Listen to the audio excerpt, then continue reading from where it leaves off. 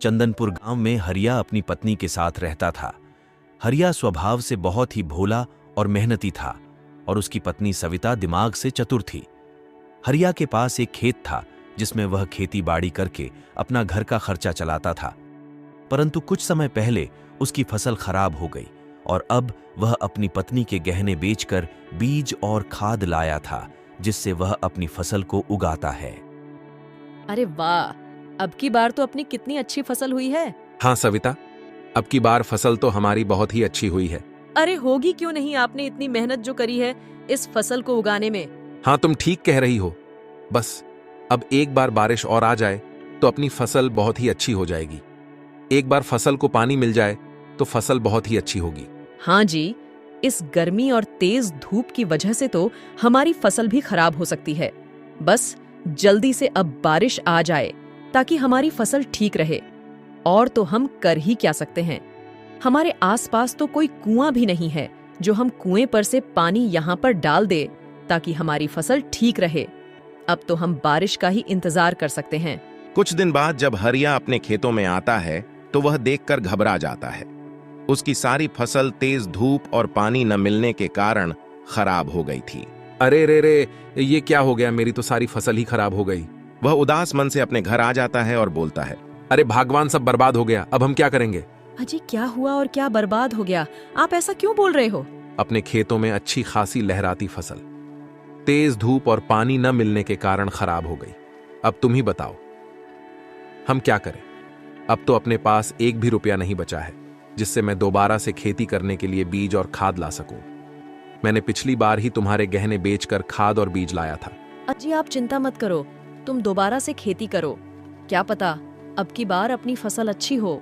अरे भगवान, पर दिक्कत तो ये है कि अपने पास पैसे कहां से आएंगे। मैं तो मेहनत कर लूंगा। अजी अपने गांव में बल्लीराम है ना, उससे आप कुछ पैसे ब्याज पर ले आओ। जब अपनी फसल होगी तो हम उसको उसके पैसे वापस दे देंगे। अरे ना बाबा ना, वह तो बहुत ही चालाक और कपटी व्यक्ति है। उससे जिन जिन लोगों ने भी पैसे ब्याज पर लिए हैं उनका कर्जा अभी तक उतरा ही नहीं है। वह जाने कैसी गणित लगाता है, उसका कर्जा किसी से उतर ही नहीं पाया है। मैं ऐसे आदमी के पास नहीं जा सकता। अजी और कोई रास्ता भी नहीं है हमारे पास, अब हमें यह तो उपाय करके देखना ही पड़ेगा। ठीक है भगवान, तुम कहती हो तो मैं उससे कुछ पैसे उधार ले आऊंगा।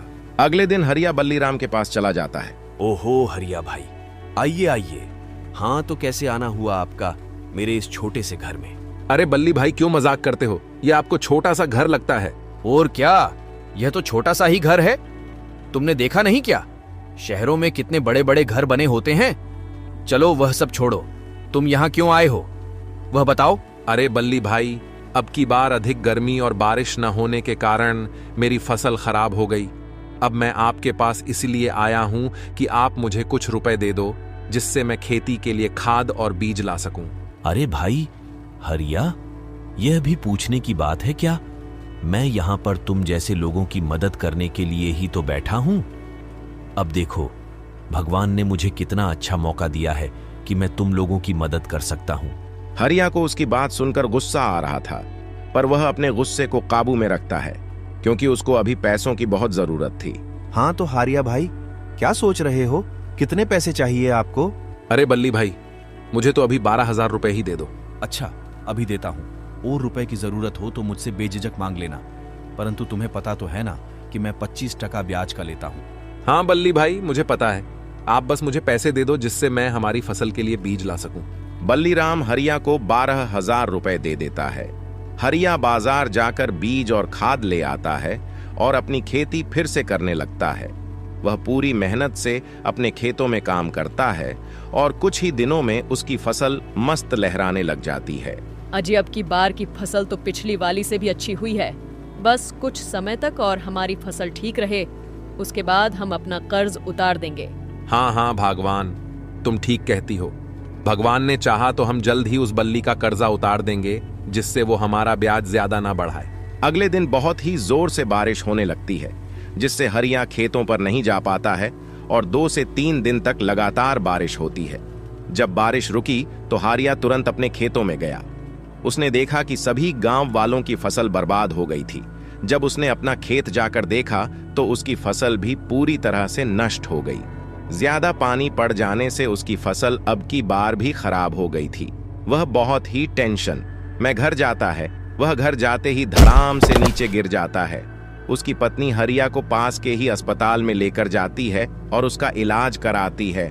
उसे ज्यादा टेंशन लेने की वजह से अटैक आया था। अब वह कुछ दिन तक आराम करने वाला था।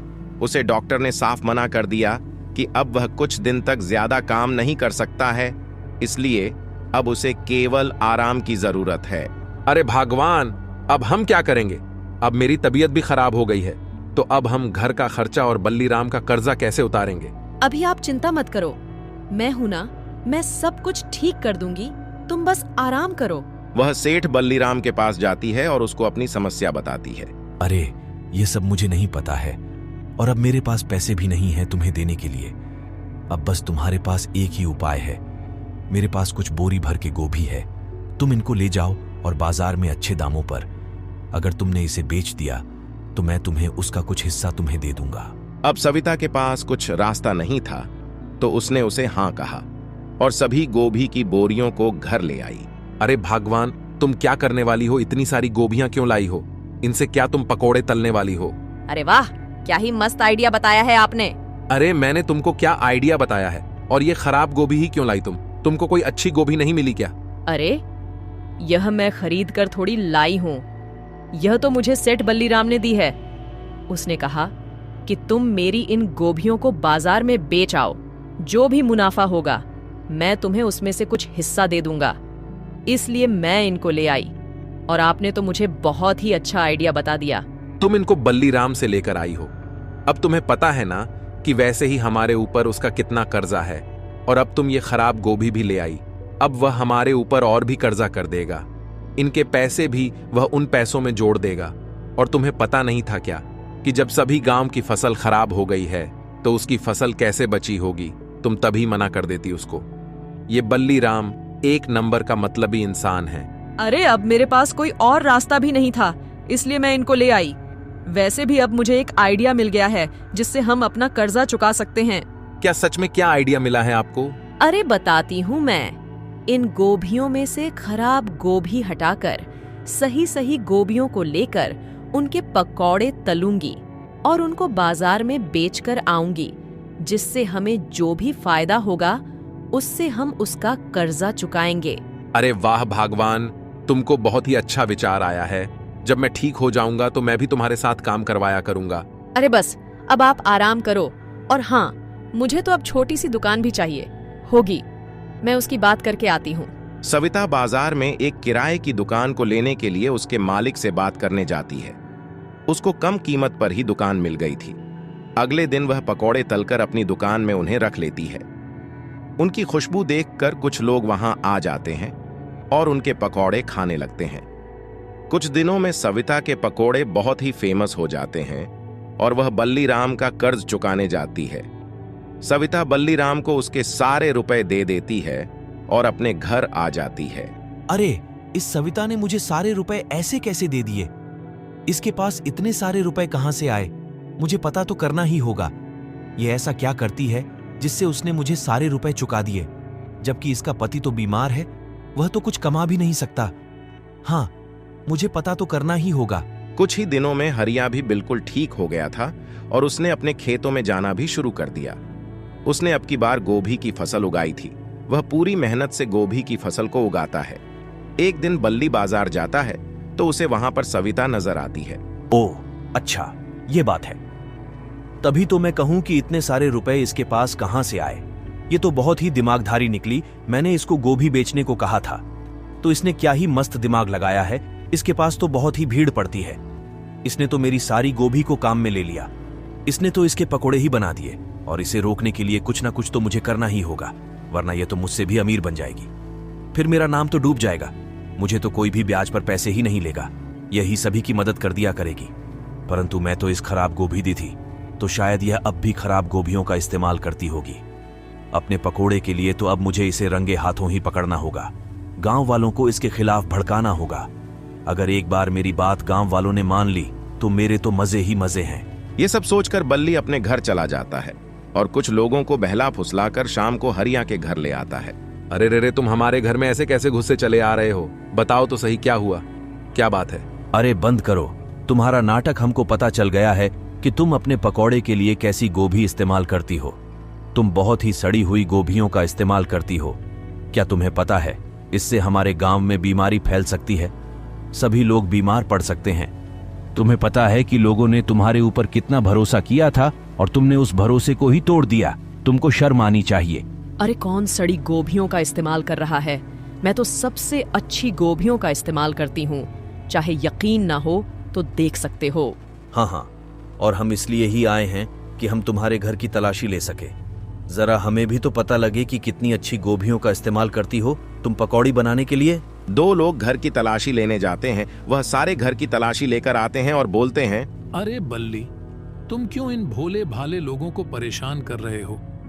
ये तो बहुत ही अच्छी गोभियों का इस्तेमाल करते हैं अपने पकौड़े बनाने के लिए, और तुम इन पर शक कर रहे हो? तुम्हें पता भी है कि उन्होंने कितने ताजी गोभियां रखी हैं। अपने घर में ये इन गोपियों से ही पकोड़े बनाते हैं, और जब भी तो उनके पकोड़े इतने फेमस है, बेकार में हमारा टाइम खराब कर दिया। चलो भाइयों, चलो। यह कहकर सभी वहां से चले जाते हैं। अरे भगवान, तुम तो कभी कभी खराब गोभियों का भी इस्तेमाल कर लेती हो, पर आज इनको खराब गोभियां क्यों नहीं मिली? अपने घर में तो खराब गोभियां वैसे भी रहती है, हम तो उनको एक साथ फेंकते हैं। अरे आज क्या हुआ कि यह बल्ली अपनी दुकान के सामने खड़ा था और कुछ सोच रहा था। तभी मैंने सोचा कि यह कुछ ना कुछ तो करने वाला है। तभी मैं आज जल्दी से अपनी दुकान बंद करके घर आई थी, और सबसे पहले मैंने सारी गोभियां जो सब सड़ गई या खराब हो गई थीं, वह मैंने बाहर फेंक दी और ताजी और अच्छी सब्जियां ही ऊपर रख दी, ताकि सभी को लगे कि हम बहुत ही ताजी सब्जी से पकौड़े बनाते हैं। अरे हाँ, वह सब तो ठीक है, पर आज के बाद तुम कभी भी बेकार सब्जियों का इस्तेमाल मत करना, क्योंकि अब की बार मैंने गोभी की फसल ही उगाई है। हम बिल्कुल ताजी सब्जियों का ही पकौड़े बनाएंगे, और वैसे भी हमने बल्ली का कर्जा उतार दिया है और हमारे अच्छे दिन भी आ गए हैं, सब कुछ ठीक चल रहा है। तो आज के बाद तुम कभी भी लालच मत करना और खराब सब्जियों का इस्तेमाल तो बिल्कुल मत करना। हाँ जी, तुम ठीक कह रहे हो। मैं आज के बाद कभी भी खराब सब्जी का इस्तेमाल पकौड़े बनाने में नहीं करूंगी, और जो खराब हो जाएगी उसे तुरंत फेंक दूंगी। अब की बार जो उसने गोभी की फसल बोई थी वह बहुत ही अच्छी हुई थी, और वह सभी गोभियों को लेकर बाजार में बेचने चला जाता है, और कुछ गोभी अपने पकौड़े के लिए घर पर रख लेता है। वह देखते ही देखते पूरे गांव के सबसे अमीर आदमी बन जाते हैं और एक बढ़िया सा घर बना लेते हैं, और लोगों की पैसों की खूब मदद करते हैं, जिससे बल्ली के पास कोई भी नहीं जाता है। बल्ली का तो धंधा ही ठप हो जाता है। सभी गांव वाले बिना ब्याज के हरिया और उसकी पत्नी सविता से ही पैसे लिया करते थे, जिससे वह निश्चिंत होकर अपना काम कर सके। सविता और हरिया भी अपने नए घर में जीवन यापन करने लगते हैं। हेलो दोस्तों, आपको वीडियो कैसी लगी एक कमेंट तो जरूर करना, और आप चैनल पर नए हो तो चैनल को सब्सक्राइब करना ना भूलें।